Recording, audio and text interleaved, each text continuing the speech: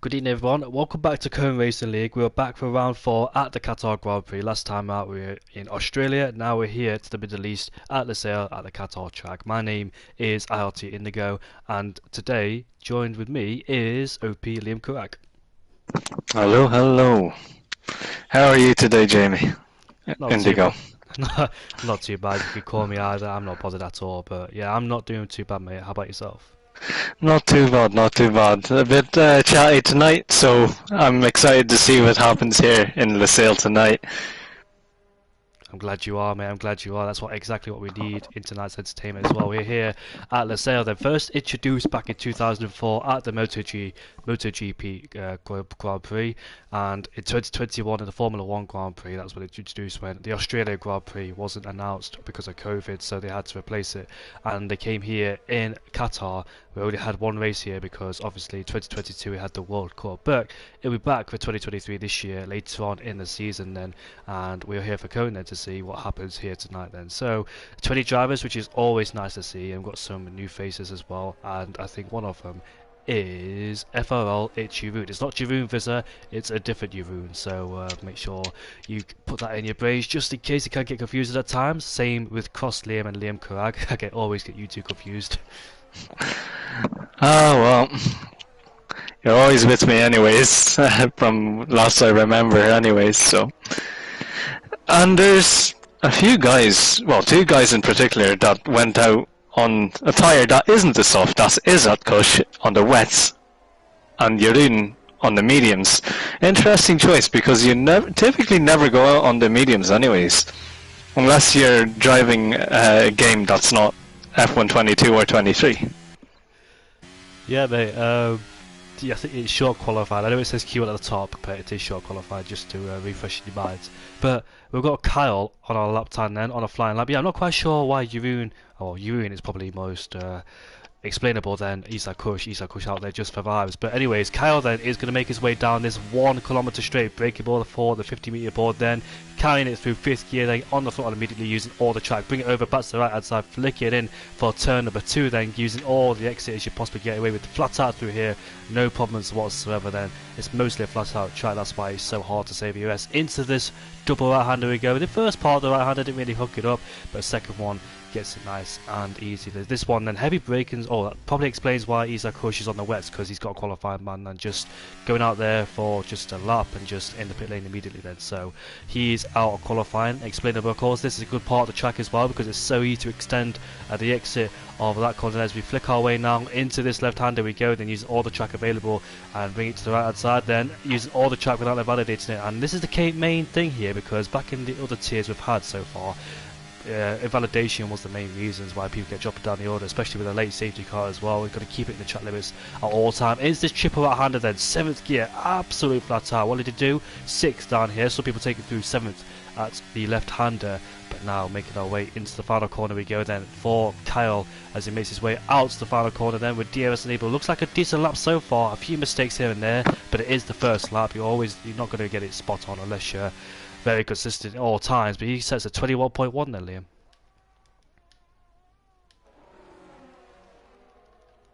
And we've got the AlphaTauri then of QVR Gary, who goes quickest with a 21.0 then. So he goes quickest by a 10th, but Nathan instantly replaces him and puts a big distance between himself and the rest of the field then. So a 20.4 for him. 6/10 separates the gap between him and Gary then. So that's a good lap time there from Nathan, immediately pulling out the bag. Nathan in P2. It's the Nathan 1-2 so far, as the Aston Martin comes across the line to start a potential flying lap. Rotations in P4 as the lap times come thick and fast. Then Cross Liam is in P6. The Mercedes IRT Leroy has just popped his Alpine into P4 with a 21.1. And so we've got Ferrari. Is that Sweet Crown? No, that's his teammate who's about to cross the line then to probably start a flying lap. Bompier, who did join late in the session, and somebody just moved up the order there, not quite sure. It was Jewel Bream in the McLaren then, so it's 20.6. Are you still there, Liam? Looks like he's gone for the time being then, so hopefully we can get him back. We've got the Alfa Romeo Luke. Sorry, I had to do something. Sorry, I'm back now. That's no worries, mate, just checking. Over to you. Sorry, I'm kind of lost at the moment. And I don't really have much to add at the moment. I'm sorry for interrupting your flow, mate. That's fine, mate, no worries, just checking if you're there. Now, Sweet Crown, and I'm on board with him, coming towards now the last corner, going into turn number 16, then he gets on the floor in 5th gear, the nice exit for Walter. Let's see if he can challenge anywhere near the top as he comes across the line now. Can he split a Nathan 1-2? Yes he can then, yes, so he goes can. into P2 in the Ferrari, ahead of the Williams. Yes, Sweet Crown been absolutely on form this season, given his latest results so far this season. So we'll see if he can continue this form tonight going in Qatar, especially like a circuit like this where it's so easy to pick up invalidations, penalties, etc., and also really hard to overtake at from experience. So we'll see during the race. I've not really raced around this track just yet, just a few 5-lappers, so I've not experienced a full race. Giroud, however, in P14, interestingly, because it's short qualifying, you don't really see guys out there on the mediums no more. You want to get all 3 soft runs in. Maybe he's just saving a set of softs towards the end, we'll never know. But interestingly, he's done 2 laps out there on the mediums then, so I'm not quite sure what his strategy plan is in comparison to others, maybe just going out there to get some bankers in, just get a feel for the track before he switches over to the soft core powered tyres there. So that's an interesting tactic. They've not really seen that for quite a long time here in Cone. It's usually back in the old Q1, Q2 and Q3 system where we see the Q2 on the meters, but there's not really any point now for long qualifying, because obviously the old rules stated that whatever you set your fastest lap time, that's the tyre you started on, but obviously now you start on a brand new set of whatever tyres you wanted, softs, mediums and hards. So that's why people in the race start the hard compound tyres the most durable and take them towards, well, quite a long way before they go on the mediums, and that really helps the medium stint as well because there's less distance and you get the best out of the tyres then. So we've got Bob Pierre in the Ferrari, unfortunately invalidated, so he's in the pit lane then, and quite a few drivers haven't set a lap time, which is not surprising at all, is it, Liam? No, I mean, like I said before, this is a very tricky track to hook up everything. And to do that takes a lot of skill and a lot of precise moments. You have to be on the limit at all times in this track. Think of it like an open street circuit. That's how tricky this circuit can be at times. I agree, it's like, well, Saudi Arabia, the wars come at you thick and fast, but here, no room for error whatsoever. You're mostly on the throttle majority of the lap as well. There's no room for error whatsoever around here at all in Qatar, because it's very hard, once you make those mistakes, it's very hard to get back into the rhythm as well. You start using a lot of EOS, and it's so hard to save EOS around here because you're mostly on the throttle as well. There's no opportunities unless there's a safety car that comes out as well, so you're going to be very careful here tonight in Qatar. It looks like an easy track, but it's not. You've got plenty of runoff areas, so it's quite hard to hit the barriers, but well, safety cars have appeared out in other tiers as well, so that could put an impact on some people here tonight, depending on what tyres they start. We've got QVR Gary then in P6 going for flying lap time. His teammate Shadow was here last week in the Australian Grand Prix, Vapor Shadow, but he is replaced then by Antonio, who's back, by the way, down in P15, so hopefully he gets well soon because he's not 100% well. Just like Posh Evans down in P20, they both got their own problems in their legs, but we've got QVR Gary then making his way now towards the left-hander, and it's a slow speed corner. I keep forgetting that because I'm I don't really know the track that well, so I keep forgetting where corners are. I keep thinking that's the fast left-hander, which it isn't, so that's what catches me out most of the time as well. So that's the slowest corner on the track so far. So sweep down is this right-hander, a lovely part of the track.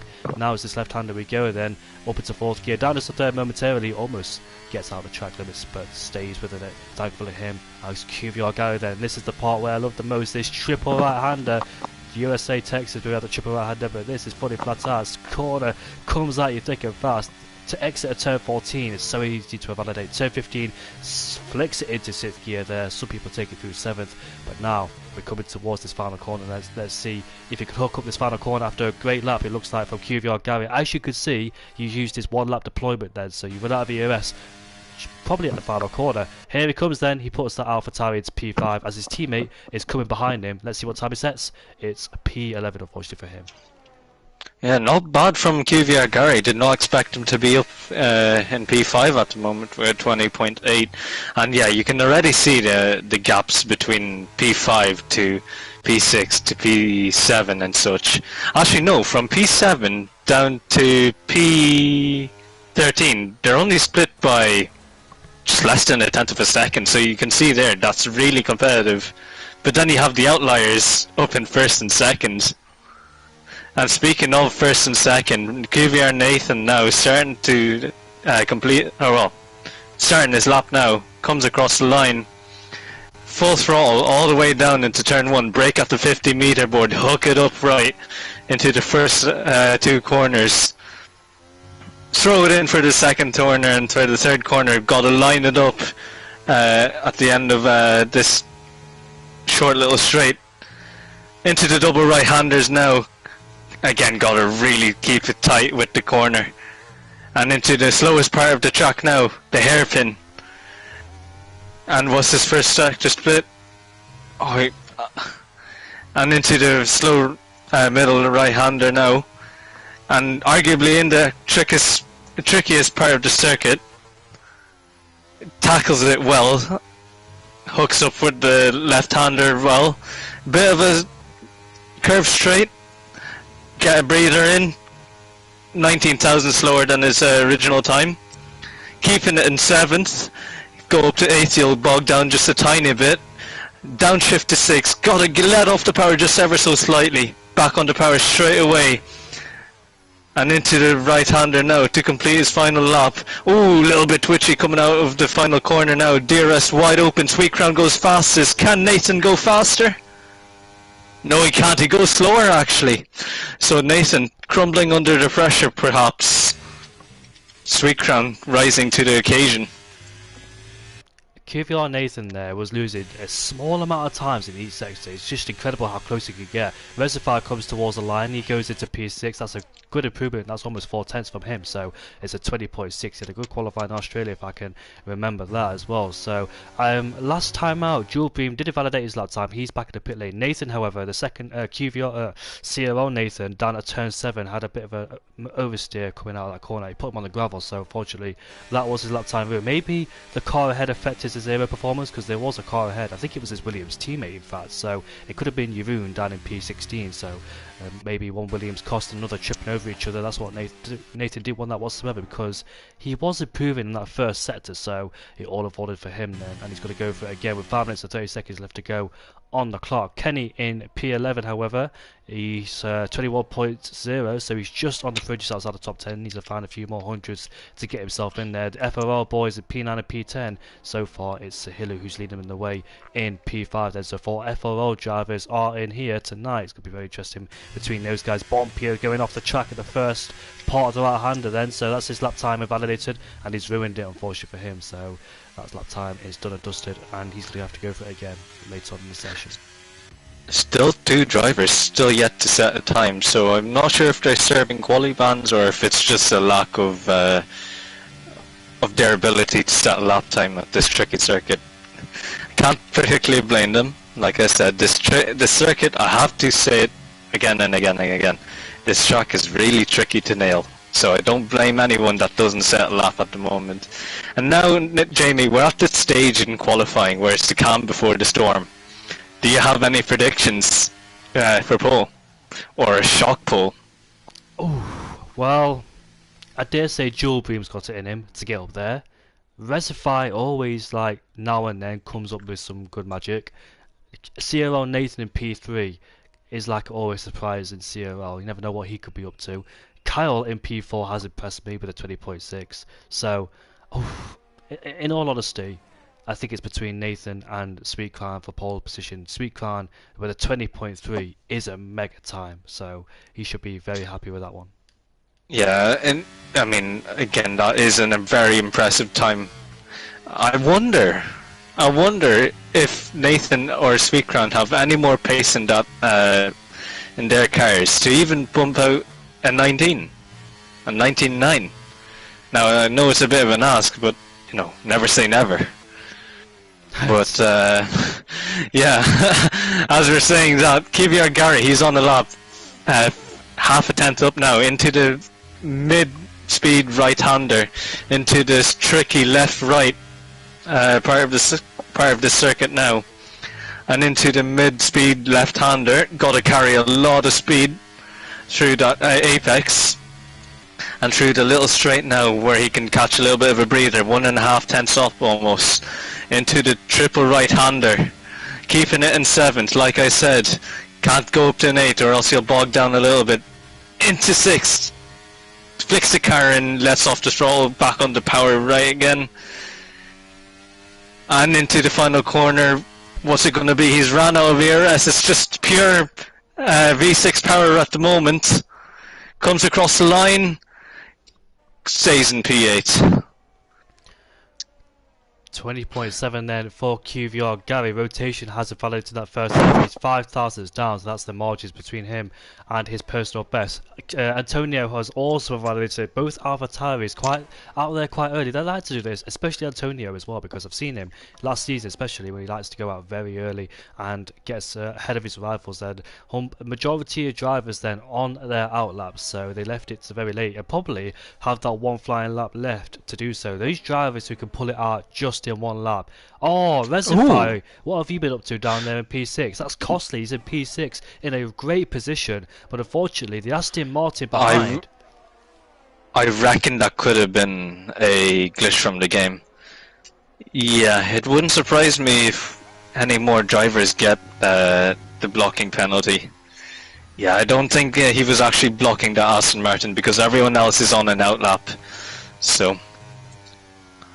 Yeah, probably Sahilo down there in P5 was probably a bit too close for Reservoir, and the game thought he was blocking him, so that's a shame for him. I want to go on board with Dual Beam then, because he was the first one out that group to cross the line to start their potential last flying lap then. So 1 minute and 20 seconds left to go on the clock then. This is it for the drivers. The pressure is on to get the absolute best lap time then for these drivers. No more mistakes from here on in. It's just the 1 lap pace now. Here we go then into this double right-hander, one of my favourite parts of the track as well. I really like these sequence of corners as both AlphaTauris there has finished and QVR Gary has retired on the track. I don't think that's a smart idea, you know, with people. Well, there's not too many people behind it, but you can be very careful. Majority of them are in the last sector then, so Gary might be safe. There's an Aston Martin approaching him, but hopefully the AlphaTauri gets off the track immediately then. So we've got on board with Dual Beam. It's this fast right-hander, now it's this slow left-hander. We go mid-speed corner. Let's see how he tackles this one nicely there on the power with no problems whatsoever then, as we head now into turn number 12. Absolutely flat out, 2/10 up in this middle sector. Dual Beam, remember, he invalidated his last lap time, so we didn't really see what lap time he could have set, but now we're about to see what his true potential is on his final flying lap. Turn 15 could be there. pole here. It could be indeed, mate. 20.6, 2 or more tenths. He could find himself on pole if he could find himself a little bit more time in this last sector. Good exit there from Dual Beam. A bit of a distant toe, but not too much. Here we go then. Across the line we go. What lap time is this? It's a 20.2. This is 28.2. Oh my god. He's pulled it out, but it's not pulled just yet. Sweet Crown, he's still improving on his lap. 44 thousandths of a second is how much he's improving by. Is Nathan further up the field? Yeah, no he isn't. He's down on his time actually. Back to Sweet Crown now. Entering the final sector now. We'll see his second split as he comes across it. Half a tenth up on his final time. Down a little bit on his sector 2 from the previous lap. Triple right-hander now. Into the fast left. Oh, this is going to be close, Jamie. This is going to be close. And into the final corner now. It's all about nailing the exit. Oh, gets a little bit of a tank slapper. It's going to cost him all the way down to... Oh, and I think he's backed out. Yeah, I think he's backed out. So, quite an underwhelming end to his lap. Nathan, though, he could pull something out the bag. Oh, wow, he was up close and personal with them curbs. And now he comes across the line. What will he set? He goes faster. We're 120.217. So pole for QVR Nathan, unless somebody else does shock pole. No, no one else is on the lap. So QVR Nathan, he goes pole with a 20.7. Gilbream coming from nowhere and setting a final valid run with 20.280. Impressive stuff from the McLaren driver. Yeah, Dual Beam is always a one to keep it out. I know he's been unlucky in these last few races. I've said it myself before plenty of times, just keep repeating that same sentence. But I really do hope he gets a good race under his belt, because Australia, where the safety car came out awkward time and he didn't pit whereas his rival did, so therefore he was on all the tyres and people behind him on fresher tyres. He couldn't do anything about it, but I really hope he does the has a good race here just for himself.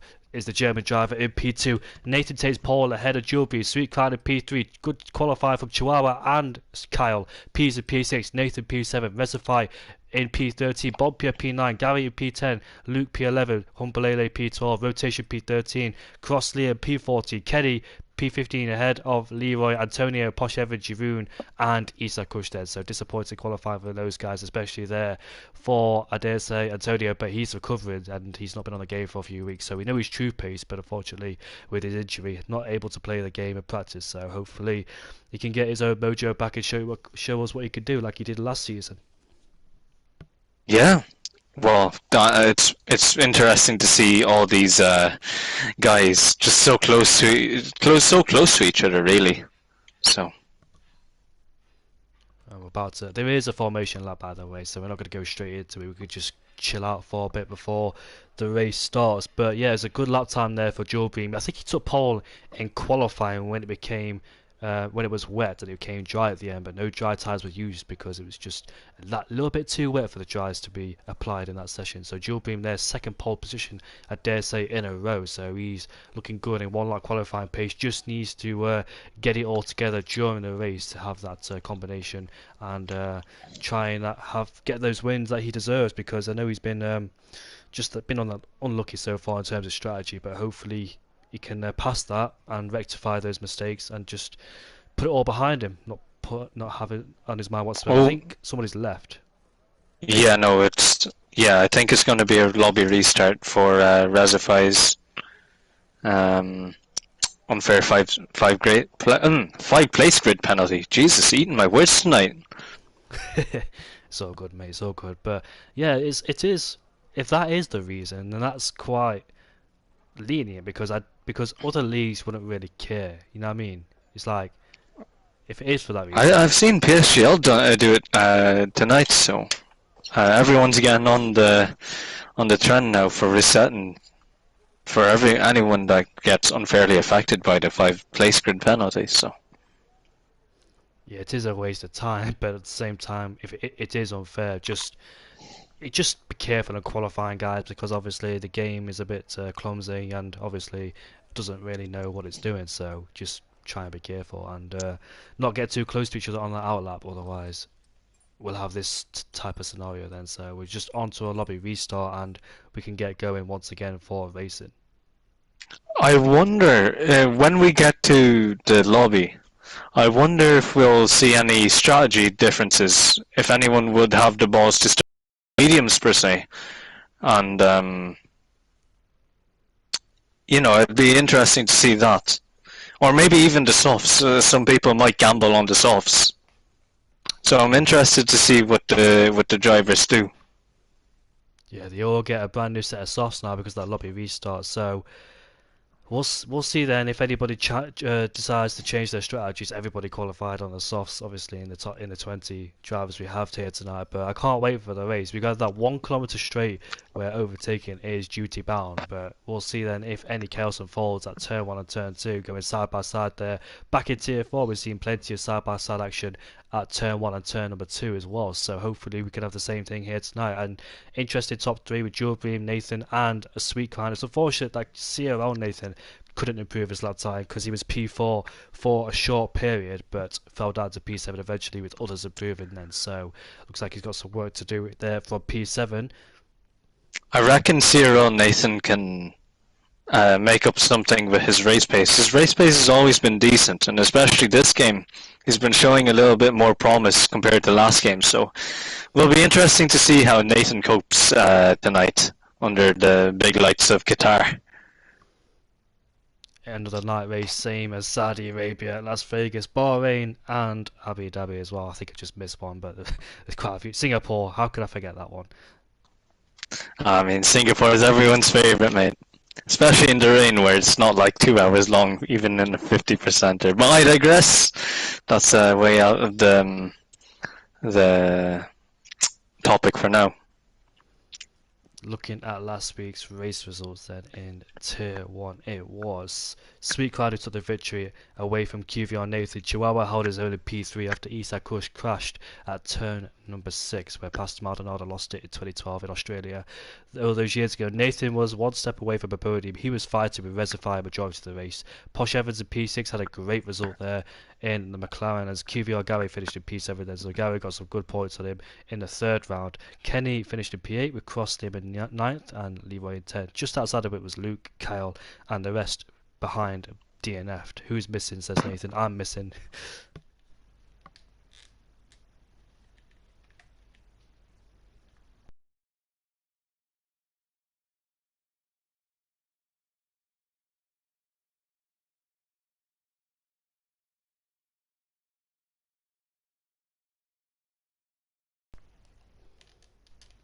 No.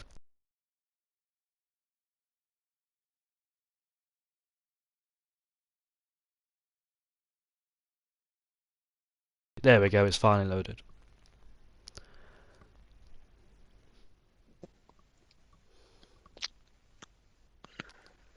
I think in Walter, in terms of his results, I think he's finished on the podium every race he started. Yes, he has. So he's got 3 podiums in a row in 3 races as Walter. So that's. Have you got an invite, by the way, Liam? I'm in the lobby, mate. Don't worry.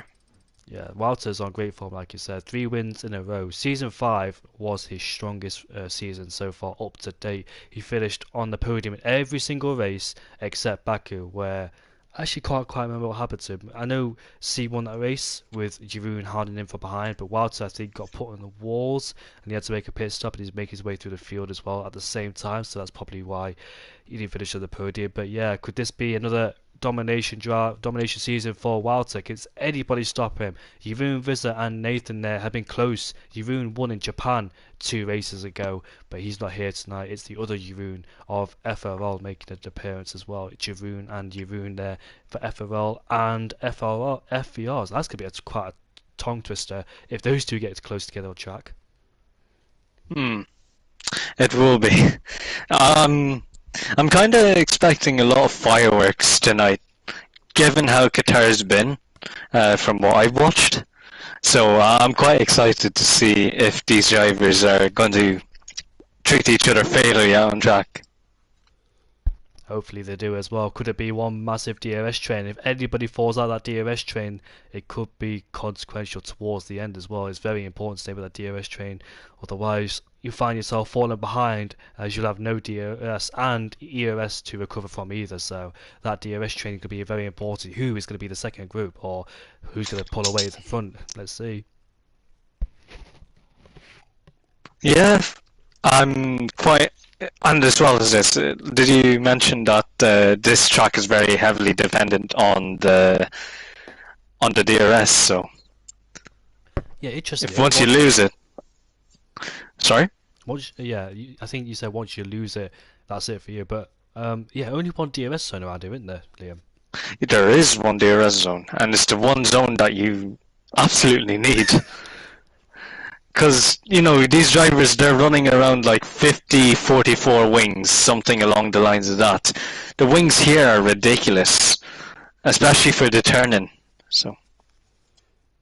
Yeah, Nathan needs to change the track as well, because we're on Bahrain, we're at the other end, we're in Qatar.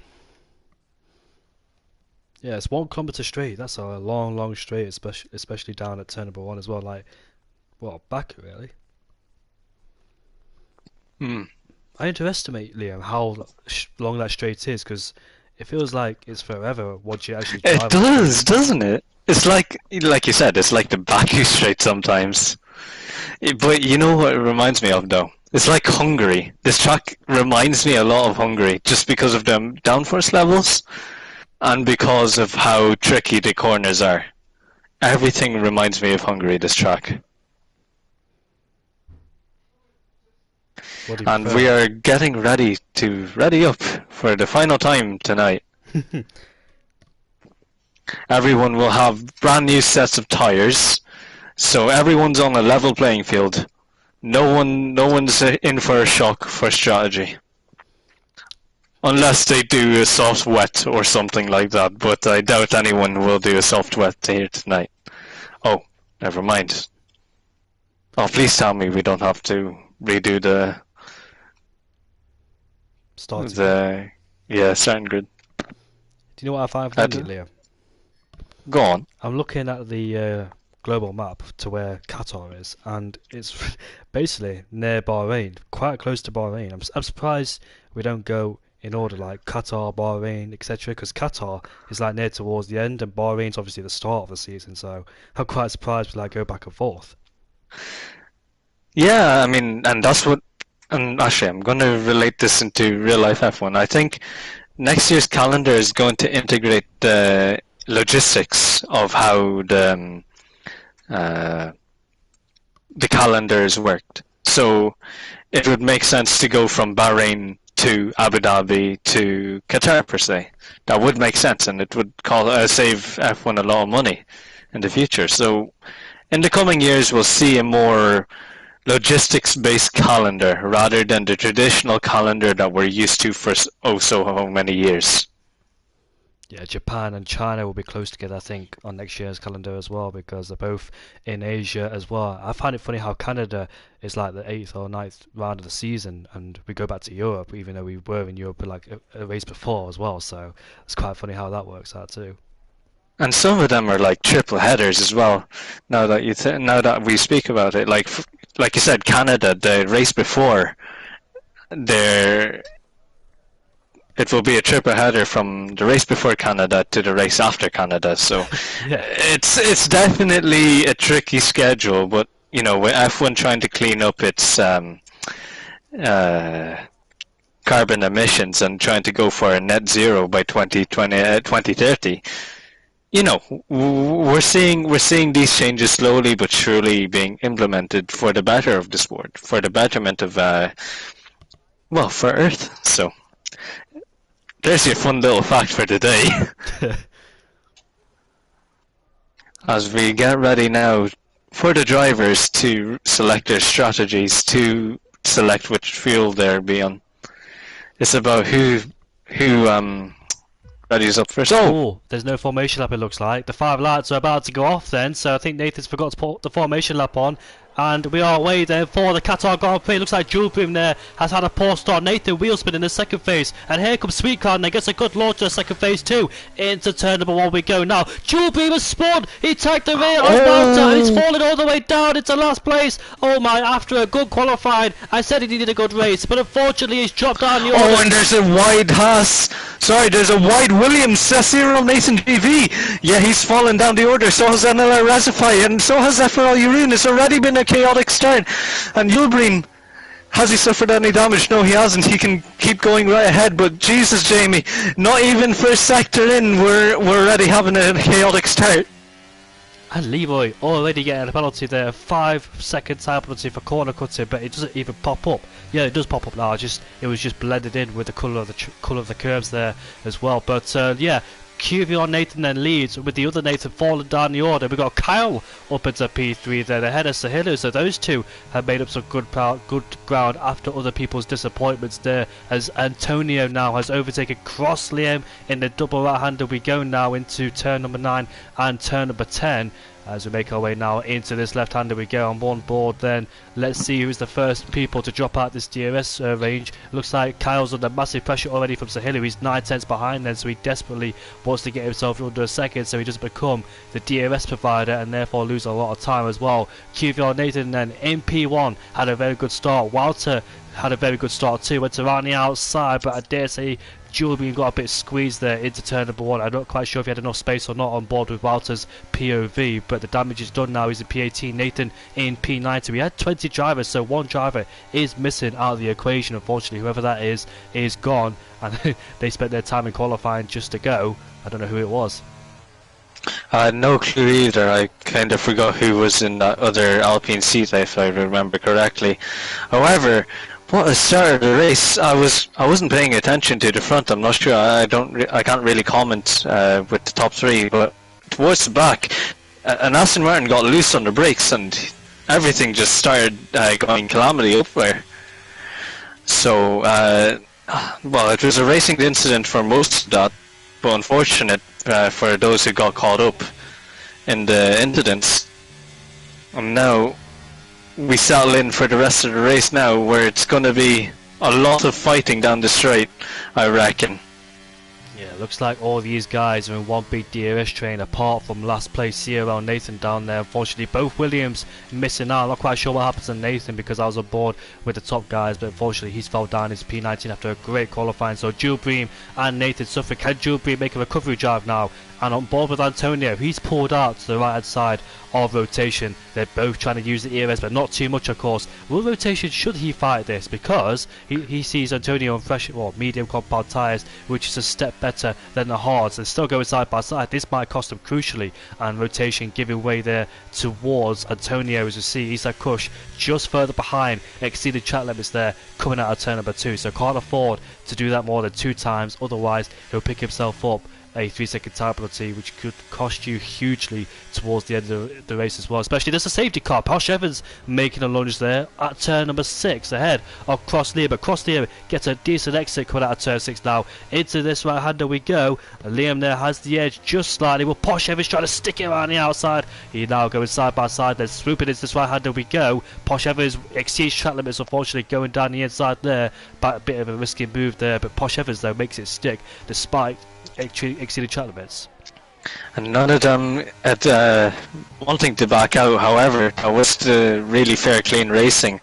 So props to them too for showing a lot of respect to each other on track.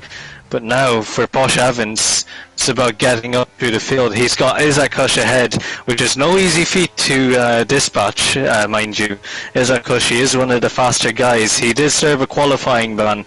And speaking of Isak, he's right behind rotation, a tenth behind, under 10 now. They're closing into the AlphaTauri boxing out the Haas of Isak Kush. And now rotation, he's gone deep, and Antonio, he gets to he gets to keep his position. And for rotation, his efforts are in vain trying to pass the AlphaTauri. It's really good fighting here already for even just 10th place. Yeah, 10th place there, losing the DRS now towards Kenny after rotation, and Antonio had their squabbles. Should rotation think long term and let Antonio go and know he's on the medium compound tyres, because now they've lost the 1 second range, including Luke as well down in PA. He's actually falling outside the 1 second range of DRS, but bearing in mind that the driver ahead is on mediums. Bompier and Gary opted to go the medium compound tyres. They're choosing that route, going for a shorter stint and pit onto the hards later on in the race. Let's see if that pays dividends towards their strategy later on in this race as well. Luke is losing DRS, but he's actually staying there, dragging along Kenny for good measure. Sahilu there almost lost it coming out of turn number 15. They're carrying a lot of speed in the dirty air as well, and thankfully he saved the car. The back end was just going loose on him, but he saved it. He's been trying to put Kyle under massive pressure. He's been very close. He's been threatening a few moves on Kyle. Kyle are very aware of his presence as well, but having the DRS to stay ahead of Sahilu for the time being there, because otherwise if Sweet Crown wasn't there, I dare say Sahilu would have got past, judging by the pace he has in that Aston Martin. Going for a second podium in a row is the Aston Martin driver, looking very good tonight here as well in Qatar. Yeah, and an excellent showing that these guys are showing at the moment. And Stylu, I've just noticed he is on a better, he is running a better setup than Kyle's card, but he's biding his time at the moment. Just trying to save his ERS. Oh, I'm so sorry. There's a massive effect going on there. We're going down into turn number 6. Isak Kush hit the back of the Aston Martin there, and he's still alongside him. And somebody else, in fact, he's lagging all over the place now from me, and now he's ghosted as well. We're very careful, because even a ghost, you can still make contact with a ghost, believe it or not, on this game. But somebody else behind hit the back of Isak Kush. It was all a chain effect there, and I'm quite sure who it was who hit the back of Isak Kush. Not their fault, obviously, but couldn't avoid the incident as it happened right there then. So I don't know who's lost to their plate, as Pease in the top 5 has picked up a 3-second time penalty then, abusing their track limits 3 times, and unfortunately getting that penalty in a very crucial place there at the early stages of the race then. So Isak Kush there, I wonder if he's going to go in the pit lane. Yes, he has then, so it looks like he's got some front wing damage to himself, and he tapped the back of rotation trying for a lunge that wasn't on because the door was shut firmly on him. And that is how racing goes sometimes. Sometimes moves are on, sometimes aren't. But yeah, no more comment.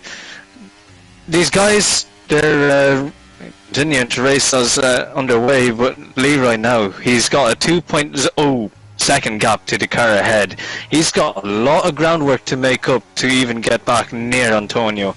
And Antonio, he is under pressure, medium tyres, so it'll be an ask for Leroy to even close in to Antonio.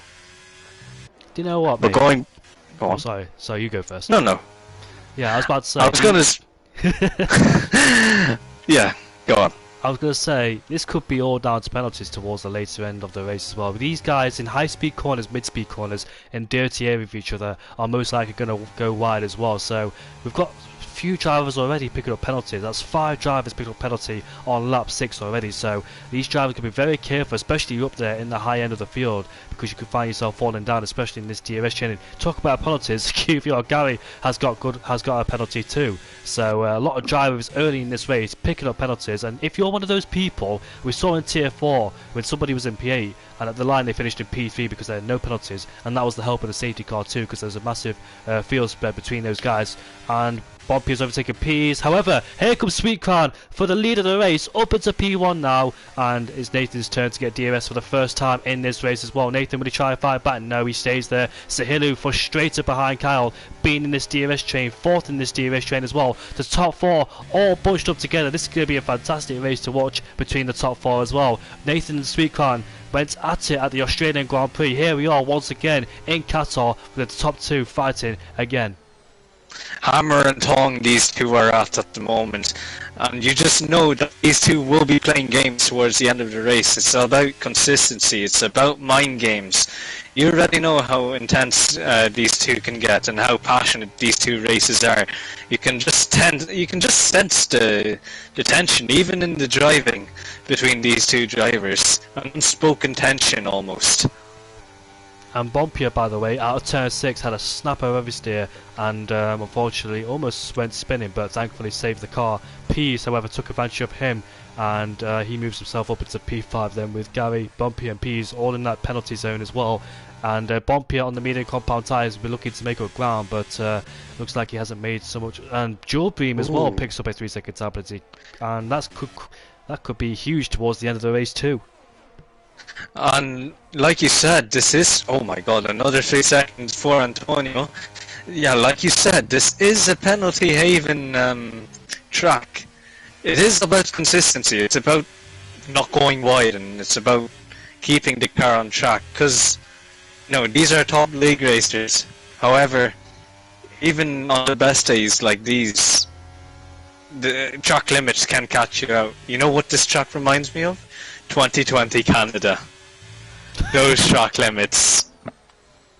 I never really suffered with track limits very badly at a track whatsoever, but this one I fear to race now, looking at all these guys. 29 laps you have to survive as well. This also improved. Ooh, Sahilu there almost getting out of shape out of turn number 10, just oversteering slightly, but collects the car as crossed him on the soft compound tyres and went into a pit stop 2 laps ago. Not quite sure what happened to him. Isak Kush also followed through a few laps ago as well. He's also just pitted as Isak, so back on the medium tyre he goes on. But what was I going to say? I actually can't remember that. Oh yeah, this proves that who can soak up the pressure the best in league racing, like who can manage the pressure in the top end of the field at a difficult circuit where it's easy to make mistakes in high speed corners, also to pick up penalties as well. So this will bring out the best in drivers, I dare say.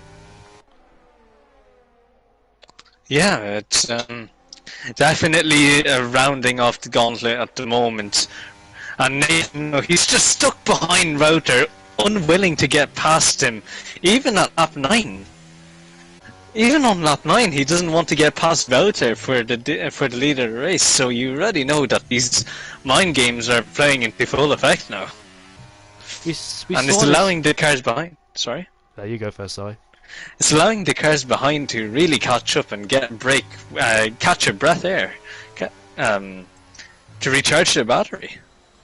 Yeah, the more these DRS trains go in, the more these guys bunch up as well. I think we saw this as a Japanese Grand Prix because the top three, consistent, Nathan, Sweetclan and Jeroen, were all playing mind games. They didn't want to go first in the DRS train, understandably, towards the end of the race. And guess what? There was a 3-second gap towards 4th place. And 4th place downwards, from 4th to 9th I think it was, all caught up. And they were all bunched up together then on the final lap, which was outstanding to watch as well. Top 9 all bunched up together on the final lap. Kept it cleanly as well, despite the top 3 fighting throughout the whole race. So we might see another scenario where nobody wants to go first in that DRS train. Yeah, and we'll continue to see it. However, don't rule out Kyle Scarrett. I think he might go for something risky. You know, maybe even for a 2nd place if Nathan's unwilling to budge first. But now here we go, Nathan all over the back of Wouter. Wouter, he's not putting up a fight. Wouter won't put up a fight. It would be unwise to put up a fight at this current moment in time. Lap 10, another lead switch. KVR and Nathan now in the lead. Sweetclan following in behind, just ever so safely. And Yulbrim into pits. I got so excited for a moment. We thought we could have a safety car, but no, he's just retired in the pits. Oh, Julbreen, man, I just don't know what to say to the German driver. I just hope he could catch some good luck because he deserves it as well. So hopefully the man can find something in the next few races and just hopefully end his streak of bad luck, because that's what he desperately needs, a good result. I don't know about the turn 1 incident because I was on board with Wouter, and it just looked like, from my point of view, that Julbreen did not have any space at the inside of turn number 1, so I'm not quite sure if this is on his point of view, whether he drove into Wouter or there's just no room. Maybe it's just that first lap incident, I'm not quite sure, but the deed is done now, the damage is done, and enough said. It's all the battle for the top 5 now in this race on lap 10 out of 29. Yeah, the Japanese Grand Prix, if you stay in 2nd for too long, 3rd place will pounce on you, and Kyle might fancy a chance, you know, like you said, go up into 2nd place, because in Japan, I don't know who was the leading train. I'm going to say Nathan. I think it was Nathan. Sweetclan was in 2nd, and I think Sweetclan got swallowed up by Jeroen and Nathan. That's why he stayed in 2nd place for too long and dropped down to 3rd. And here comes Sweetclan then, taking the lead of the race. Kyle might fancy a move. That was so close, but there's too far back. No, he's definitely thinking about it though. The opportunity is opening up ever so slightly now for Kyle Scarrett. And don't rule out Sihailu, because he's been on it. He's been on it, he's been the silent guy the entire time, Sihailu. So we'll have to wait and see how he reacts in a sort of sense, because you know he's in a prime position now to really think about a strategy upset compared to the top 3. And you know what? If this DRS train stays as it is, as you can see, Kyle's dropping further behind. Oh, Kyle made a mistake. Scarrett. Yeah, he's made a mistake coming out of turn number 10, and Chihuahua is now up to P3. But I dare say these two shouldn't fight in these high-speed corners. They need to keep in this train, because Sahil's now 1 second out of this train. The top 2 might be able to pull away now, and look at that, the gap is 1.1 now, so Chihuahua needs to find this time in this last sector to try and close in. Look at that! Smith, he's got a 3-second time penalty! Wider than Narnia, he went! For the first time this season, he's picked himself up a 3-second time penalty, and he's derated too. This could be very interesting now. Now that the pendulum swings towards Nathan, because back in Australia, Nathan was the one that got a 3-second time penalty. Now it's Sweetclan too. So this has changed dramatically. Going into turn 1, number 1, we can see Chihuahua and Sahil fighting for 3rd place now. This has broken up the train now from 3rd place downwards. Bob Pierre might come around the outside, but he can't do so on that occasion. You never know, Kenny could be up there too. He's down into P9 with no penalties. He needs to keep in this DRS train too, because Kenny's picked up a few podiums now and then, and he's so far not picked up a penalty so far in this race, so that's good for him. And a safety car as well. Those drivers who've not picked up a penalty, if a safety car comes out very late in this race for whatever reason, then a few drivers down in P12, 13, let's say rotation Posh Evans, could find themselves up the pecking order due to that safety car and not pick up penalties. That's safe as well. Pandora's box has now opened, Jamie. Pandora's box is now in wide effect, as these drivers now they are scrambling to find their form again. I think Kyle Scarrett, he's a little bit shaken up from getting loose at the hairpins, so definitely he'll have to find his form, and honestly it's not looking good for Kyle Scarrett at the moment. So he wants to try something. If I were him, I'd go for a hard soft strategy. Ooh, I'm not quite sure. I don't know how long the softs goes around here. Back in tier. Softs go around 13 laps, so max. So drivers will have that to play with now. By the way, Bompia has picked up a 5-second time penalty. Chihuahua is up into P3 ahead of Cow there. Chihuahua got a scully exit cut out of turn number 1, but had the racing line and therefore stayed ahead. We've got Pease down there in P5, still in the medium. Well, he's on the hard compound tyres. That's Gary in P6 to the mediums there. So will Gary respond? He's just gone wide coming out to. Oh, he spawned! Gary spawned! Has he hit the wall? Yes, he has! Yes, he has! Could a safety car! Could a safety car? It is yes, a safety car! Safety car's been deployed thanks to QVR Gary, who's just spawned. Those mediums must be dying now for him, unfortunately for him. And he's out of this race. Incredible! What's that? Down at turn number 6, I think? I'm not quite sure. But now he's out of the race. And commentators curse tricks again. You looked at QVR Gary. And he's out the race. And that's how it is sometimes, folks. That's how it is. But now these drivers can go on the conventional hard medium strategy right to the very end. So no games here. No surprises to be unraveled. QVR Nathan, I expect him to go into the pits unless he stays out. Yeah, no, he does go into the pit. Crosses the white line a little bit, so that'll be interesting to see. Yeah, I'm not quite sure how strict the white line rules are, but bearing in mind they're not strict. Oh, look at this! I thought Pease was going to try and do a Sebastian Vettel and overtaking the pit lane, but it's an Alfa Romeo double stack. They're both on the hard compound tyres too, so this will hinder Luke, unfortunately for him. And the Red Bull of Kyle and Kenny are in the pit lane too. Kenny not picking up any penalties in this race. You have to double stack behind his teammate. Nobody opted to stay out there. This is a perfect time, like you said, to go in the pit lane. I was about to say as well that undercuts are quite powerful around here too, with the ERS you save up as well in the pit lane, trundling down there, and the medium compound tyres. So I was thinking to myself, or I'm going to say it later, if Chihuahua and Kyle might do the undercut, the top two, they could get there, but no undercut chances now. That's gone out the window for them. I'm going to go grab a glass of water too. Yep, no worries. And folks, racing at his finest here. QVR Gary got unlucky with the corner exit, binned it into a wall, and that's how it is sometimes. That's how it is. But so far, the biggest surprise is Feral Sirailu. Like I said, the entire race, he's kept it clean, he's kept it quiet. He's very low-key in his races, but sometimes low-key is better, because he can just make up his way silently, and he can come at you at any given moment without any warning. So I do appreciate that. And a lot of these drivers now. Ooh, do I see a soft runner? Yes, I do. A soft runner in Rallycross Liam. However, he is on 8-lap hold soft tyres, so I do expect him to pit again come this lap, the end of this lap. Posh Evans on the hards, and so is Daniela Rezify. So we could see something special here from the hard runners. However, these mediums can go right until the very end without compromising too much on tyre wear. So it will be interesting, and of course I do want to have a look at the warnings. QVR Nathan, he has 2 warnings to give. No, 1 more warning to give until he gets a penalty. So next time he crosses the white line, it's a pen. Oh, and I think Liam Kurak. Oh, that's you. Sorry, I was about to say. I saw in the Discord chat, QVR Nathan crossing the white line. I just saw your name, but yeah, it's you. So I didn't quite see that because I was off board. I was on the helicopter cameras. Nathan's going side by side with the safety car. Somebody else is in the pit lane. That's cross Liam, obviously, in the pit lane. Not quite sure why he didn't pit when the safety car came in. Maybe because of that double stack with his teammate. But for bearing in mind that he was further down, so. But anyways, he's in the pit lane now to put on a brand new set of, where is he? Medium tyres.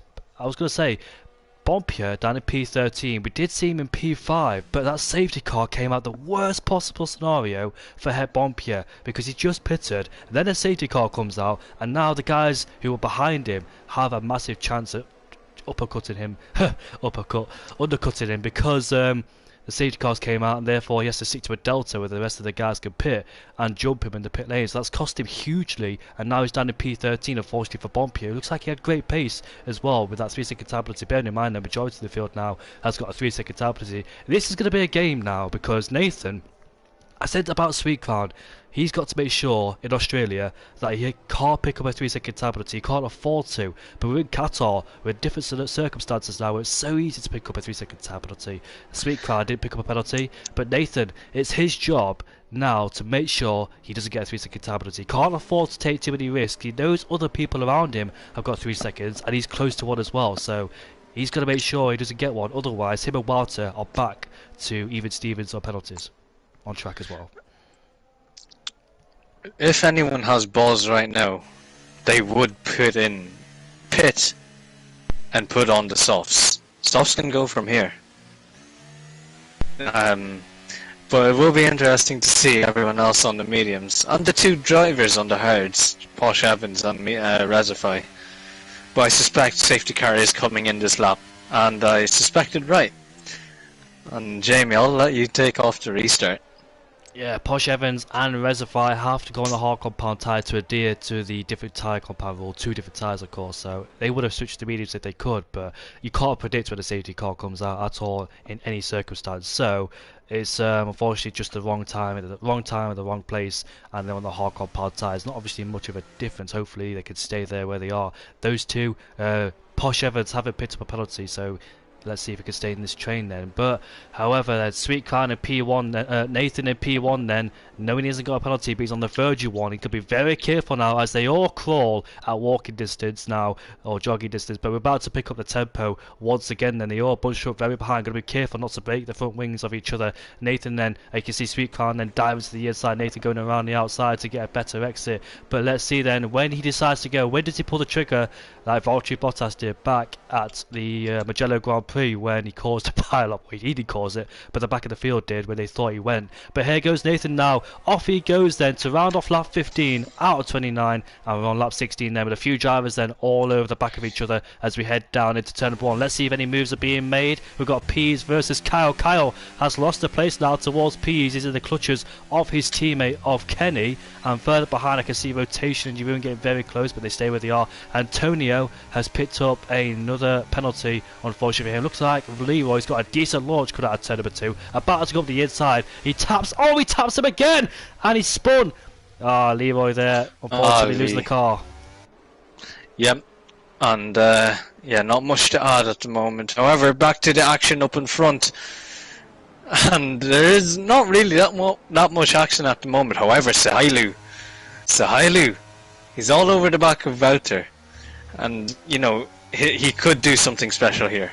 Sahailu, he's been really quick this game, and honestly, I think he's waiting just for the right moment to make a pounce. If he wants to do it, he could do it now. But to the other drivers, let's see. Yeah, not much going on at the moment as they come across the final sector now. All 16 of these drivers. I still can't figure out who's left, by the way. Yeah, same here. But however, Sailu, he's all over the back of Wouter all over the back of Nathan, and yeah, these drivers they aren't willing to pull the trigger. They aren't willing to fight yet. They aren't willing to give us entertainment. Go on, guys, give us entertainment. You know you want to fight each other.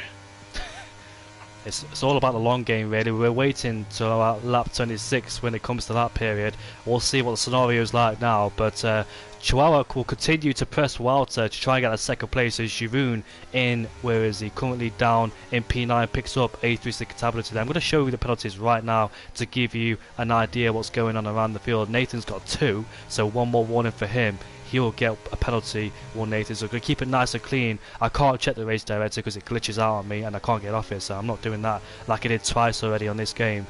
But yeah, you can see the penalties there with Antonio down in P6 with 6 and Jeroen there with 9 seconds as well, so looks like he'll be falling down the order quite dramatically with those 9-second time penalties. But people with no penalties were so far, massive respect to them as well, keeping it with the track limits at high speeds as well. So under huge pressure, especially the likes of Nathan, Chihuahua, Kyle and Kenny, Posh Evans as well, those people not picking up penalties, and they might find themselves a nice reward to the end of the race. DRS should be enabled as Bompier's penalty gets rewarded to him. As you can see, Chihuahua all over the back of the fry but doesn't want to go for it, as Jeroen has overtaken Posh Evans, then up into P8 goes into turn number 1. Reminds me a bit of NASCAR with the bump and draft. Just telling the other driver to speed up, just speed up ahead. And even then, it almost reminds me of IndyCar as well, with how these drivers are driving at the moment, employing a little bit of the IndyCar tactics around the ovals. You see turn 6 number there, the outside line you take if you get a penalty for MotoGP, and MotoGP riders who exceed track limits, they have to go around the outside once to serve their penalty, whereas in this game, in the Formula 1 cars, we don't do that. We have to serve our penalties towards the end of the race. MotoGP have a different aspect of taking penalties with the outside track. You can see there at the exit of turn number 6 as well on different tracks. But with penalties in Formula 1, you have to serve them unless you get a 5 second. You have to serve in the pit lane or might get it removed for silly reasons. But if you get a 5 second time penalty unfairly, you go in the pit lane and you serve it, you can't get it removed towards the end because it serves you in the pit lane already. So if you caught in that situation, it's very unfortunate. I did see Sweet Crown, by the way, the exit of turn 14 went slightly wide. I'm not quite sure if he did exceed track limits at the exit of that corner, so be very careful now because he might be the one under pressure with penalties shortly. And Bompier's ahead of Reservoir, and Chihuahua sticks behind Walter for the time being. It's just the mind games, the long waiting games, as Posh Evans is next to be overtaken by Rotation, but looks like Rotations went very deep there as Posh Evans went to defend as they're all bunched up. Obviously Posh Evans on the hard compound tyres, so he'll struggle towards this stage of the race where the other guys are on medium compound tyres, and so Posh Evans will be vulnerable so far, but later on it shouldn't be too bad with a crossover point between mediums and hards. Yeah, and a lot of these drivers, they are going wide, so they're getting caught out by the swooping right-handers. They're not really getting too much traction out these mediums.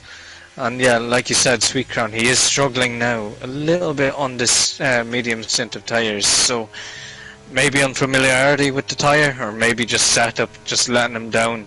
You just don't know at the moment. However, Nathan, he's just keeping it cool and collected. He's not bothered by Sweet Crown. He's not bothered by anything. He's got his sight on the road ahead.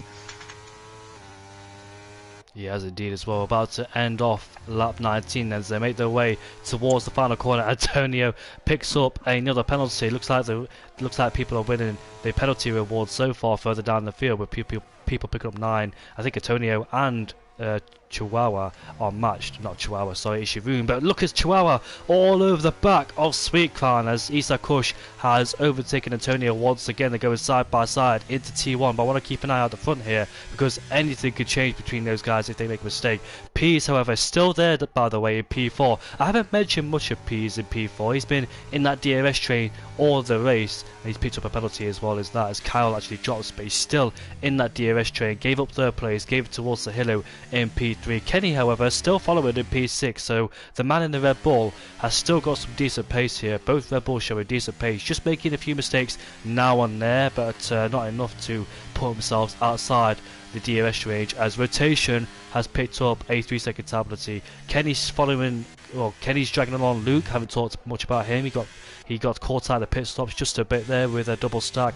We've got really down to P8, did a good job there in the Williams as well, but picked up quite a few penalties in this race, as Chihuahua once again is right behind Sweet Crown. So this could be very interesting. Let's see when Chihuahua chooses a moment to overtake Sweet Crown and pursues Nathan for the lead there, because those two haven't got penalties in this race. So it'll be very interesting to see how that unfolds towards the end between those guys here. I think Chihuahua might wait for a bit, but bearing in mind though, the more he waits, Pease might be tempted to overtake him because he don't want to be stuck in that DRS train. But here we go, then Sweet Crown will take on Nathan as the other Nathan picks up a 3-second time penalty. It's very close between the top three there, barely separated by an inch. top 4 even. Yeah, these drivers are on the limit with how they're driving, and I expect fireworks towards the end, and especially on lap 29 when we come to the end of the race. Yeah, these drivers, they're absolutely so close to each other. You can almost fit a set between these tires. That's how close they are. Could put a blanket over them, that's how close they are as well between all these drivers there. As Sahilu then is all over the back of Mercedes there, showing some great pace. Is Sahilu down there in P3 in the Aston Martin. Ever since he came into FRL, he's been doing a sterling job so far. I think he's picked up 2 podiums this season, definitely one in Australia, but Austria I think he might have picked one up as well, so he's on good form this season. I think he's P3 in the championship so far. Is Sahilu then looking for that championship fight and trying to seize the victories off these two here, who's put a stellar job as Nathan there. You can see being hounded by Sahilu. Sahilu's going to be very careful. Leroy's retired. Oh, safety car. Oh, please, he's gone out. He's gone into the pits. He might get to jump on these drivers. Yes, he does. He will get to jump on these drivers. Hold on. I think the safety car might bunch these guys up, and Pease might be in a prime position to put on a brand new set of soft compound tyres. And so is anyone else who pitted behind him. Only 7 drivers have stayed out to continue on and not put on fresh tyres. Jamie, we have a race on our hands.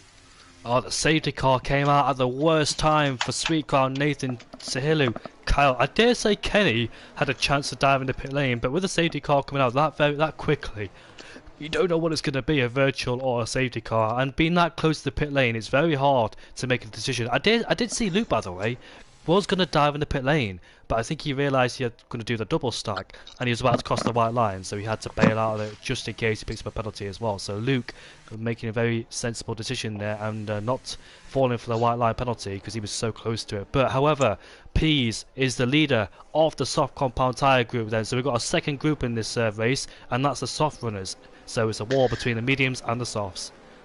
And look here, majority of the soft runners will be making up positions. Look at these. Look at this, for example.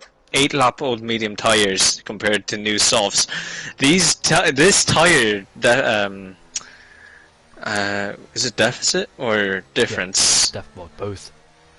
Yeah, the medium tire deficit will be huge. We're looking at like 3 to 4 seconds now, with how the tires work in Qatar. So, Jamie, we definitely have a race in our hands. IRT Leroy has changed the trajectory of this race now. We've got difference in tyres being fitted onto the cars. P8 downwards now in a prime position then to overtake these medium runners. But how quickly we might see not the battle for the top 3 like Sahilu, Nathan and Sweet Car like we've seen throughout the whole race. We could see other members being involved in this race as well, fighting for the front. Posh Evans in P10 hasn't got a penalty. He's got a brand new set of softs. He could be very quick, you know, and might pick up a podium if I'm being optimistic about it. But bearing in mind though, if he wants to pick up a podium, he's got to pass Liam, Kenny and Sweet Crown's in the pit. Oh, Sweet Crown. Whoa, this has changed the whole phase, mate. What's going to happen now? Well, it's easy to say that he's out of the race at the moment, for the race win at least. So there's 6 medium runners and then there's the pack of soft runners. It looks like a pack of dogs just ready to hound at these drivers on the mediums. These soft drivers, they'll be wanting to get the pounce on these mediums straight away. But you just know that these drivers, they're not going to put up an easy fight. You already know that it's going to be fireworks and all hell if anything goes wrong. Oh, mate. Especially now, we're at the most emotional part of the race. I can't wait till the safety car goes in. Expect fireworks, like you said. Expect drama to happen as well with the mediums. There's only 6 medium runners now against brand new softs. Pease, the highest soft runner as well in P7. people who've just joined us for the race, we've had a whole change in the script here with the safety car coming out and the guys pitted because if you wonder why those guys stayed on the mediums, that's because they passed the pit lane and the safety car was coming out and they had to respect the delta. Safety car came out, bunched these guys up, they didn't even have a lap, they caught to the safety car immediately, whereas the guys who were further behind, just like Ricardo Verstappen back in China 2018, took advantage of the brand new set of mediums against older hards back then in 2018. These guys on the softs then are ready to pounce. They can smell a victory potentially if they keep it nice and clean and not pick up any more penalties. Look at Josh in P9, really close. Well, he's really close to getting a podium as well in P9. He's got to negotiate about 6 medium runners if he can do so and not pick up a penalty himself. All eyes now on Pease, who is the leader of the soft runners. Nathan up in front, the fastest man on track so far, soon to be taken away by Pease once everything gets going. However, Nathan, he's gone for an early restart. Nathan's gone for an early restart. He ain't messing around. Nathan now grounding the final corner now. Will he be weaving down the straight? No, he isn't. He's caught Sahili off guard by 8/10. So an excellent restart from QVR Nathan. Nitakush picking up a 3-second time penalty while at it. So adding one to his troubled race already. Nathan, now it's all about gapping the cars behind him, because he's not got much laps left to really make a statement. It's all about surviving now. Pease all over the back of Cross Liam. Will he send it into the right-hander? No, he won't. He'll think better of it. But he's getting much better access. Just look at the apex. Look at the grip that Pease has over Cross Liam. Sends it round the outside. Cross Liam, he's not making it easy, certainly. And Pease, he's just getting a much better exit, isn't he? And up ahead now, Luke 05 HD. His teammate, I don't expect Luke to put too much of a fight. So Pease now up in P5 with a 3-second time penalty. Up ahead next is the Finnish youngster of IRT Kene. And Jamie, take it away. So I'm keeping on Zuclan. He's overtaken Antonio. Antonio's actually got him back. They're going side by side somewhere. Antonio picks up another 3-second time penalty. They're still going side by side. This is the triple right-hander, by the way. Isak Kush goes off the track. Sweetcrown, I dare say, I think he should have stayed out there because he's just cost himself a lot of time. Did he really think he had the pace to come back on all these drivers, especially at the same time the soft compound tyre? Here comes Pease then, alongside Kenny. Dispatches him very quickly. Now it's Kyle's turn to be dispatched. Then it's Sahilu. Then it's Nathan. Yavoon has overtaken Cross Liam now. In fact, Posh Evans comes through as well on the Williams driver. We might see a Mercedes try and go around the outside, but can't do it on that occasion. We've got Posh Evans then up into P7. Yavoon's losing places left, right and centre. He's on the softs. He shouldn't be losing places. He should be gaining them. Cross Liam is being swallowed up by the soft. It's absolute chaos. There's a Williams going slowly. Who was that? That's Yavoon. It's Yavoon. Why is he going slowly? Yeah. He hasn't got full wind damage. He's just going so slow. I think he's just ceding position to avoid the penalty, but he's done it way too much and committed to it. P's up into P3 now, and he's got around 5.5 seconds to really make up if he wants to win this race. Ooh, and certainly it won't be easy. Posh Evans trying to go around the outside there of Luke. That was turn number 6 where he tried to do that, I think. Now coming into this triple right-hander, that was turn 9, I think it was. Oh, wow. Posh Evans there, up into P6 he goes. The confinement squad, there's 2 medium runners left. Then there's a soft runner of P's who's got a penalty. So if Posh Evans is not too far away, if he can catch up to the 2 Red Bulls, who are doing a mighty job as well in P4 and P5. Oh, there's contact there, the final corner. We're going 3 abreast on this straight then. That's the Ferrari of Sweetcrown. He's in the middle, but Sahilu there has been overtaken by Pease. He moves himself up into second place. Does total Pease. Sweetcrown is fighting. There's contact, and they've spun. 2 drivers spun. That is rotation of Sweetcrown there. So Sweetcrown finished on the podium every single race. Has just shot himself in the foot there by pitting and falling down into last place. From bad to worse for Sweetcrown. He just can't seem to catch a break this race, huh? But but back to the action now. QVR Nathan, Oriel Pease, 8/10. 8/10 is all that separates these two drivers. How much time penalties does Pease has? It's only a 3-second for Pease. So, Jamie, we could be looking at a massive upset here. Pease can do something special. Yeah, Nathan's going for his first win of the season, but not the scenario he thought to be in this race at all, with a soft runner of Pease right behind him. Then he thought he'd be fighting with the likes of Chihuahua and Sweet Clown. Sweet Clown is out the equation, down in P14. We're not used to seeing that from Sweet Clown whatsoever. But Pease then, is he poised to make a lunge into turn number 1? We know ERS. Yes, he is. He has the exit out of the corner. With DRS enabled then, he'll take the lead of the race. Now, his job. It's all about taking that 3 seconds. Sorry for interrupting you, Jamie, but now it's all about a time trial from here on in. 3 seconds is his challenge now. So he's got 2.5 seconds to make up, or it's a break for Peace. It is indeed. Can he pull that 3-second, or will QVR Nathan stick in the DRS range? If Nathan sticks in this DRS range, will he be able to try and stay in that DRS range and not increase that gap? I'm just trying to keep an eye out. Oh, somebody spun. That's Kyle who was spun.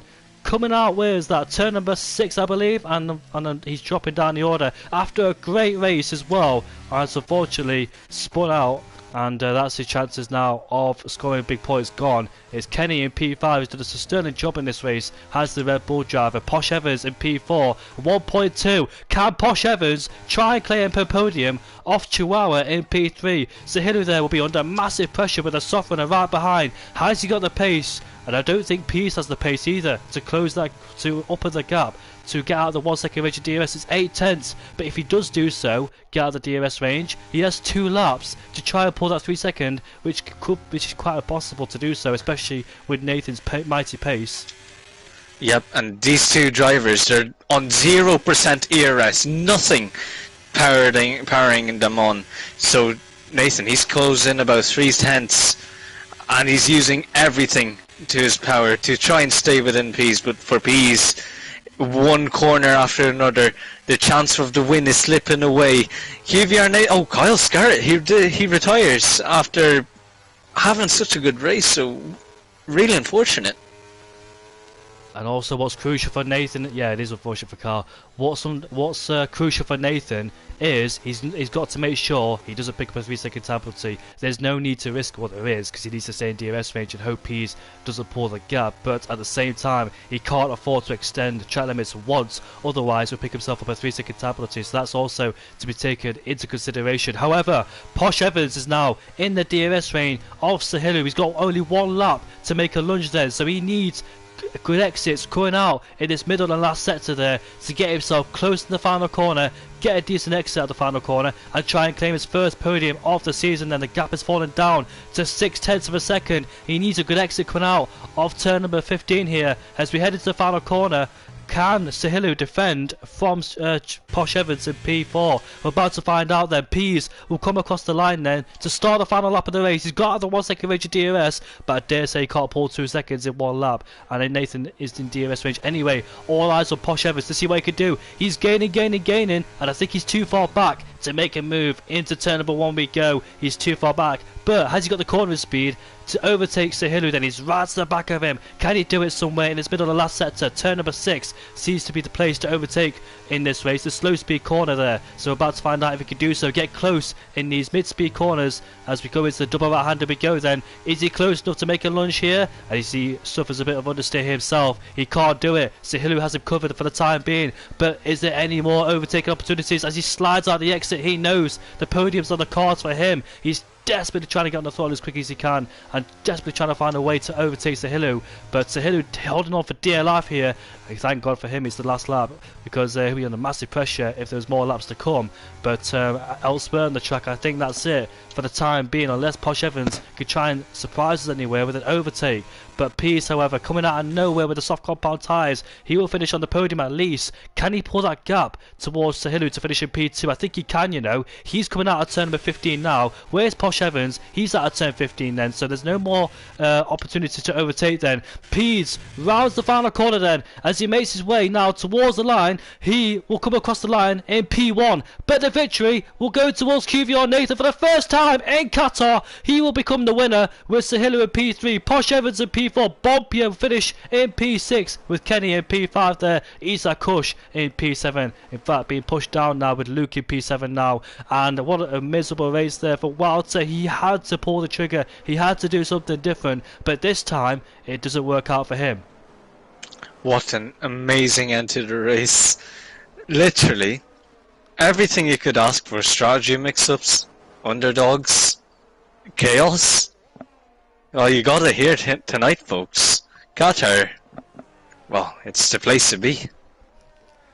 Wow, so much energy went into that race as well. So many different stories and twists and turn. You couldn't write the script. And however, look at Posh Evans. Oh my goodness, 2/10 away from his 4th podium of the season. He'll be frustrated. He wished there was one more lap in that race. But you've got to give credit to Chihuahua in P3 for holding on against the softener. He claims another P3 like he did in Australia. He'll be hoping for one better. We thought he'd be one of those drivers to go for the win. But ever since that second safety car came out, it changed the whole trajectory. And the softeners came into play. And therefore Chihuahua couldn't take the any chance of winning the race. But Nathan there, he'll be very happy because I thought he finished in P2, but Pease had a 3-second time penalty. Nathan will be ecstatic. He'll be very happy with himself there, picking up his first win of the season. Then he was looking for that quite a long time after challenging in Austria, Japan, Australia, but this time he's finally done it right here in Qatar. And the strategy went well, the pace was really well as well, the mind games, the long-term pace, it's just all worked together finally for him, and he gains a lot of points ahead of his championship rivals, crucially as well, which is Jeroen and Walter, who did pick up a lot of points in P11. What do you think of that strategy, Liam, for Walter? Well, he had to try something different, however, it didn't pay off for him in the end. And of course, you know, he'll be disappointed. However, you know, he'll have to have a good look at himself and say, you know, this was my fault that I've lost a win like this, and it'll be development from here on in. Yeah, well, not everybody can make the right decisions all the time. You've always got to fall down to rise again. So expect Sweet Crown to come back stronger as he always does. And Nathan there will gain a lot of points to his championship rival. I'll invite them to the parties if you can invite a few too.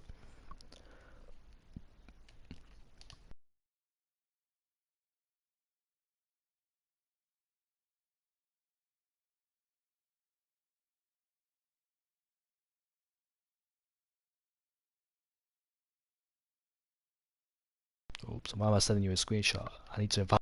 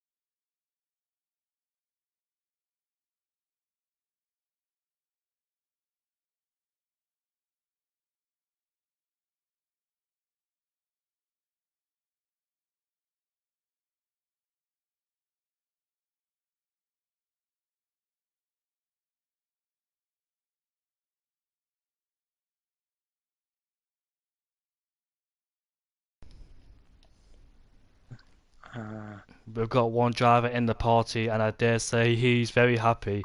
Here's Nathan. I think it's his second win in CRO now.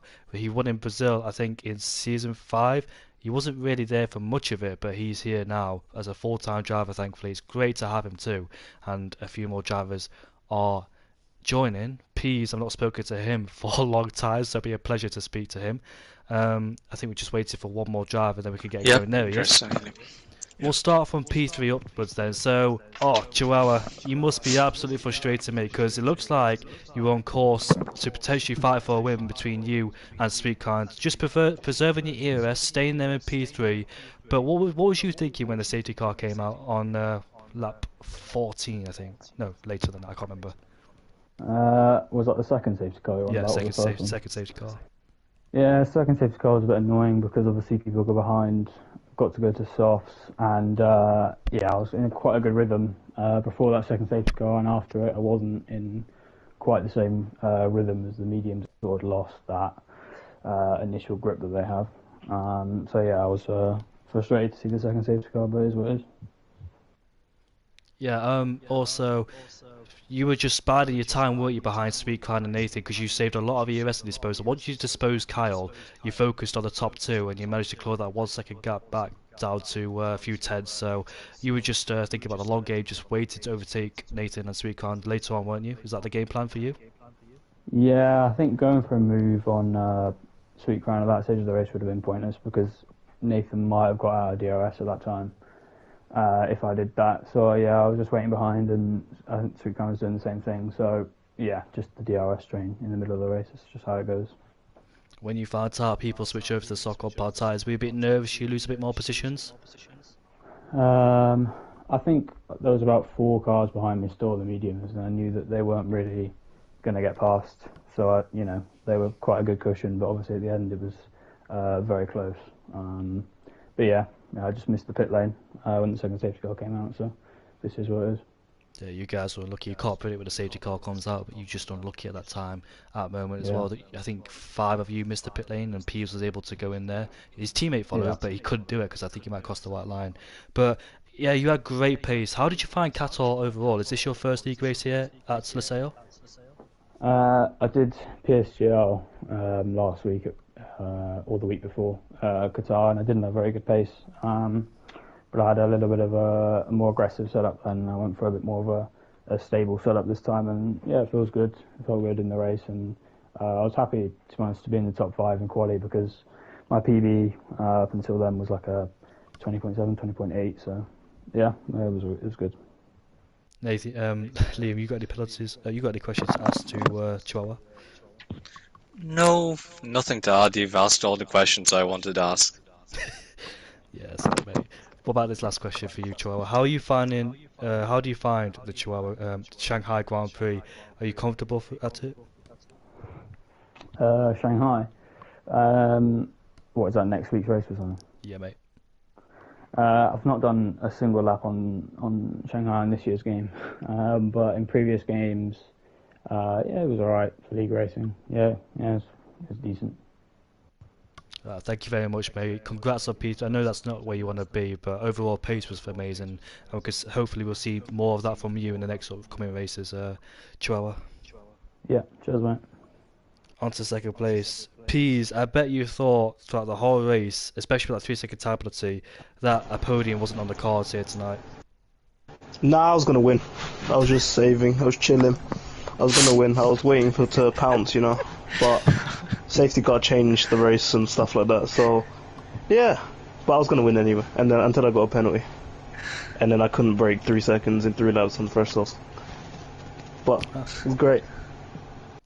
Fair enough, mate. It's been a long time since you've been with us this year. I think you missed last season, the season before. I can't exactly remember your last podium, but how does it feel to get a podium here in Qatar?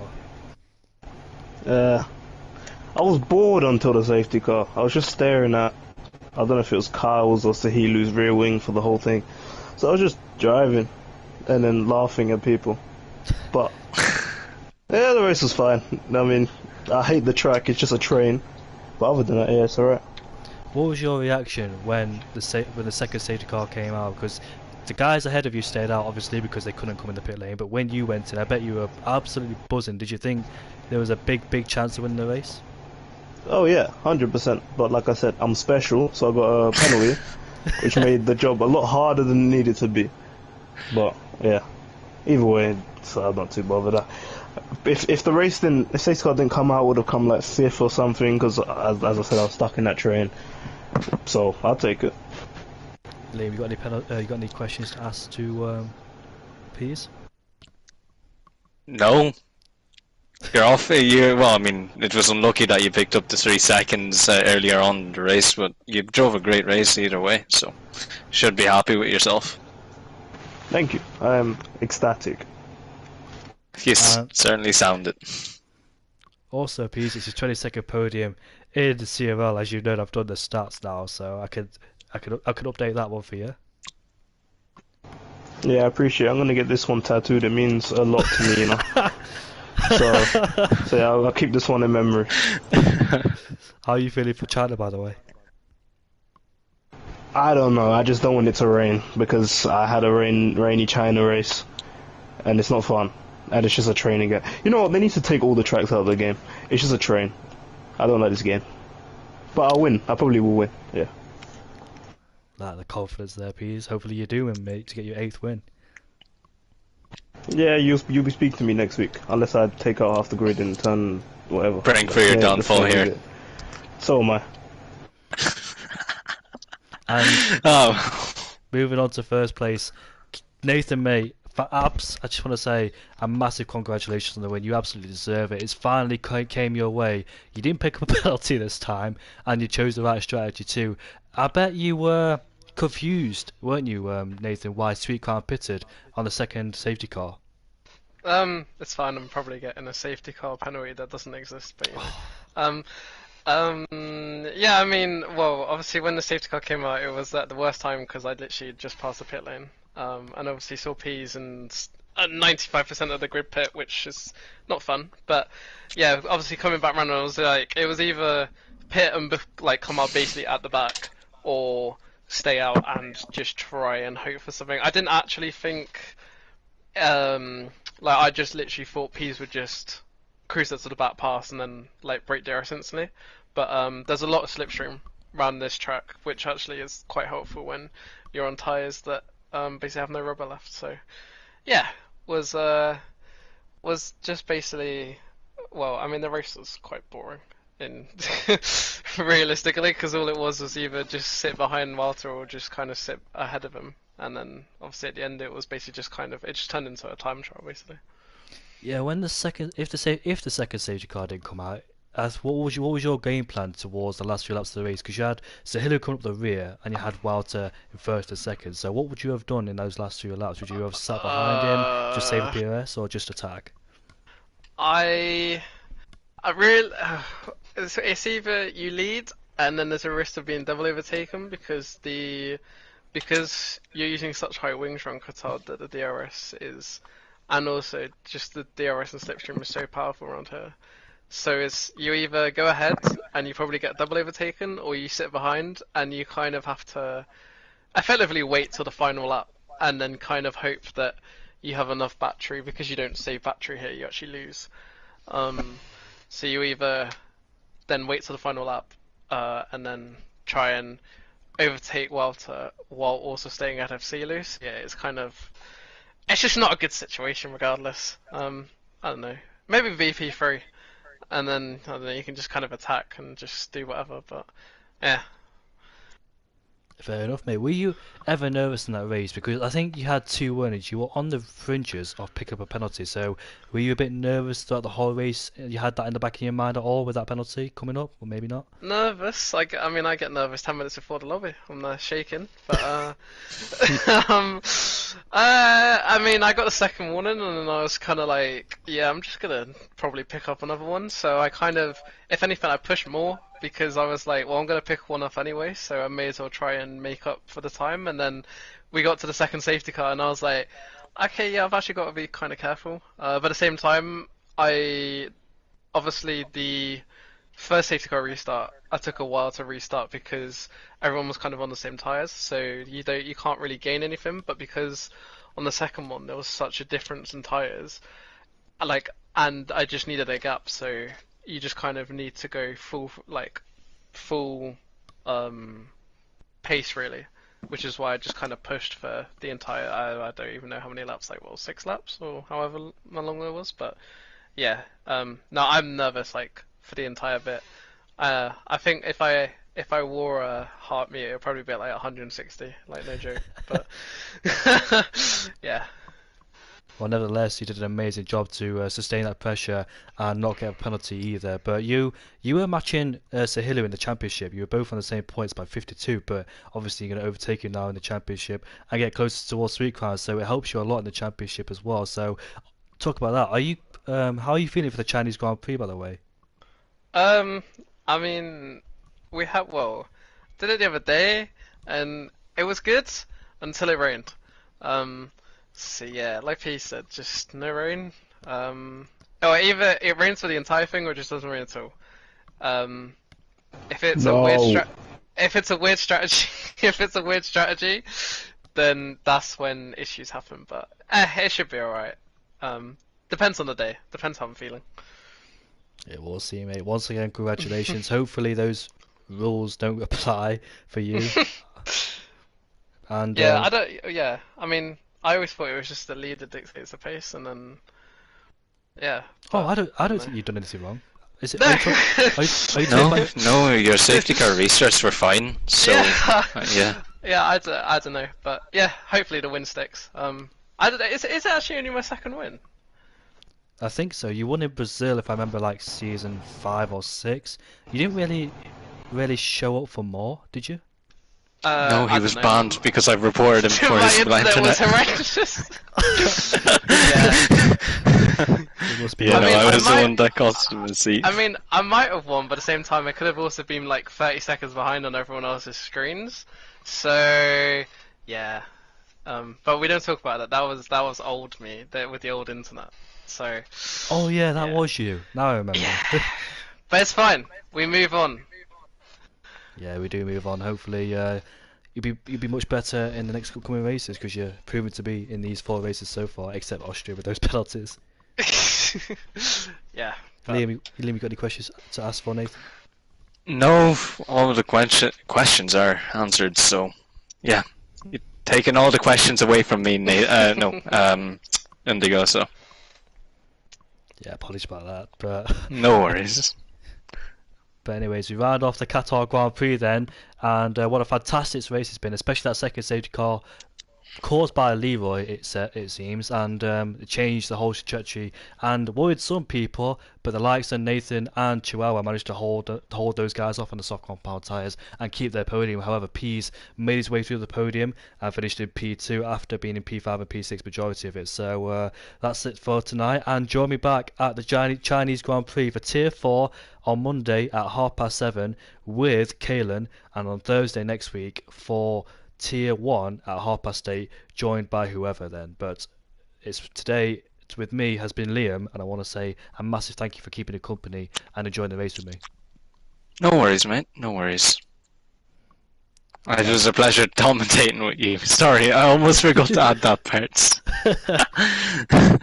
Yeah, but anything for this league, mate. Anything for this league.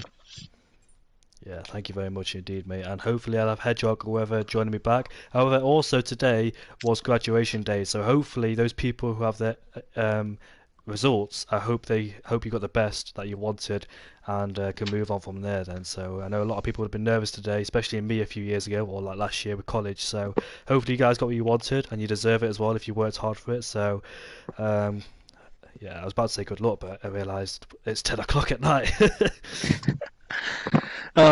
We should wrap it here, folks. See you all later and see you all next week. Have a good weekend.